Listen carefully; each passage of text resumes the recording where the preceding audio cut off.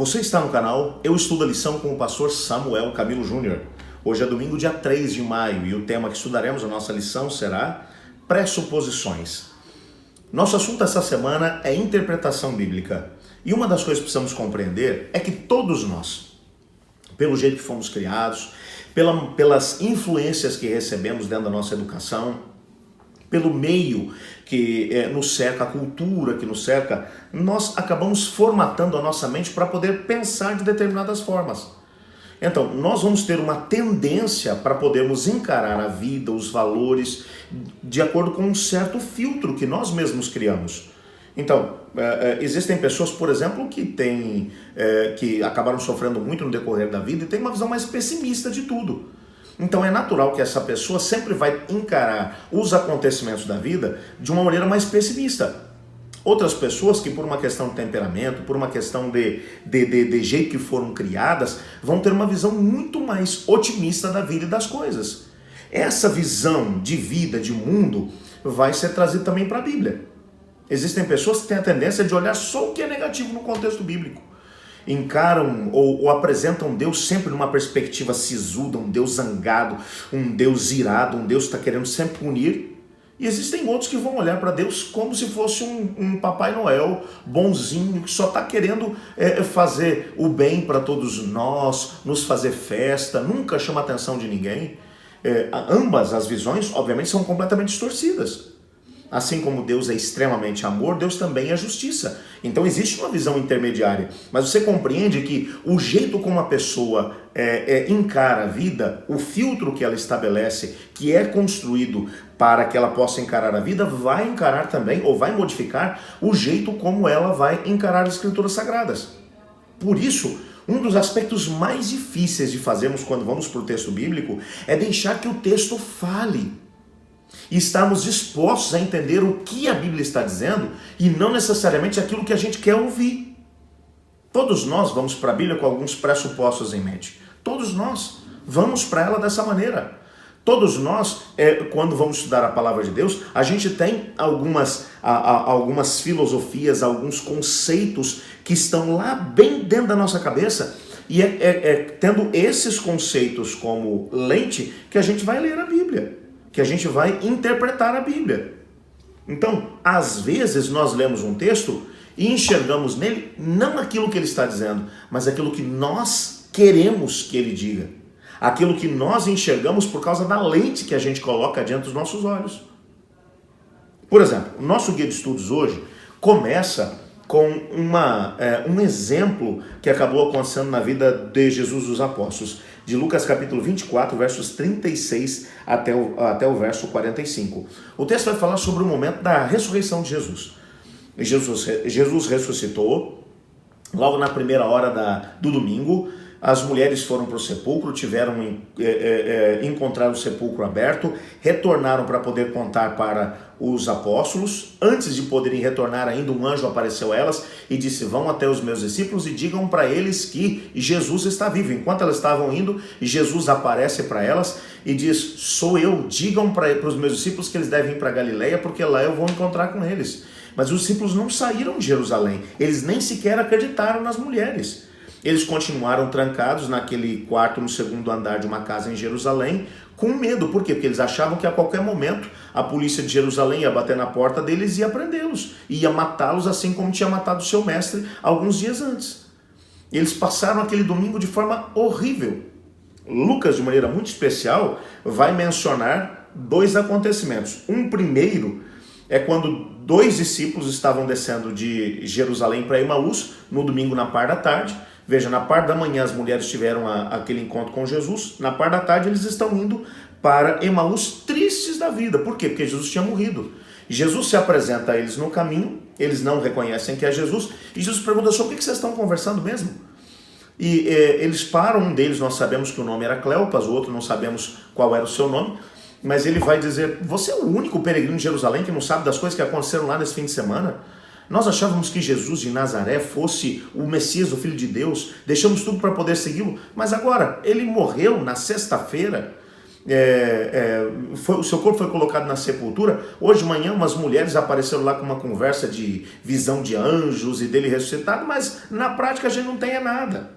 Ele morreu, nossas esperanças também morreram. E o texto, Lucas vai dizer que Jesus, começando por Moisés, passando por todos os profetas, expunha-lhes o que a seu respeito constava em todas as escrituras.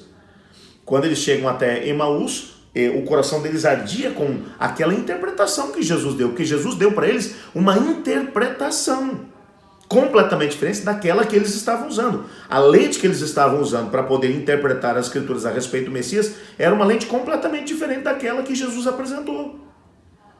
E agora, quando Jesus se apresenta para eles em Emaús, eles retornam à noite para Jerusalém. Quando eles chegam à noite, os discípulos estão sentados em volta da mesa, eles estão jantando. Quando eles entram e começam a falar sobre isso tudo, a porta está fechada e Jesus aparece no meio deles e diz: paz seja convosco. Eu às vezes tento imaginar essa cena. Você imagina, os caras estão com medo, estão discutindo e Jesus, eu imagino Jesus chegando e paz seja convosco. Você imagina essa cena? Os discípulos ficaram completamente apavorados. O texto vai dizer, Lucas vai dizer que eles achavam que era um fantasma e tal. E Jesus se sentou à mesa e falou: o que vocês têm para comer? Apresentaram para ele um peixe assado, apresentaram para ele também um favo de mel. Ele comeu diante deles e disse: está vendo? Eu não sou nenhum espírito, sou eu em carne e osso. Eu ressuscitei. E Lucas vai dizer que eles não foram capazes de acreditar. Por quê? Porque eles tinham uma lente de interpretação bíblica a respeito do Messias. Eles tinham trazido uma cosmovisão que acreditava que o Messias seria um líder político que ia restaurar a sorte de Israel, que ia fazer com que Israel voltasse a ter a mesma glória da época de Davi e Salomão. Eles não estavam com a lente correta. Por isso Jesus, a partir do verso 43, olha o que o texto vai dizer aqui pra gente. E ele, falando Jesus, comeu na presença deles, e a seguir Jesus lhes disse: são essas as palavras que eu vos falei, estando ainda convosco? Importava se cumprisse tudo que de mim estava escrito na lei de Moisés, nos profetas e nos salmos. Então lhes abriu o entendimento para compreender as escrituras.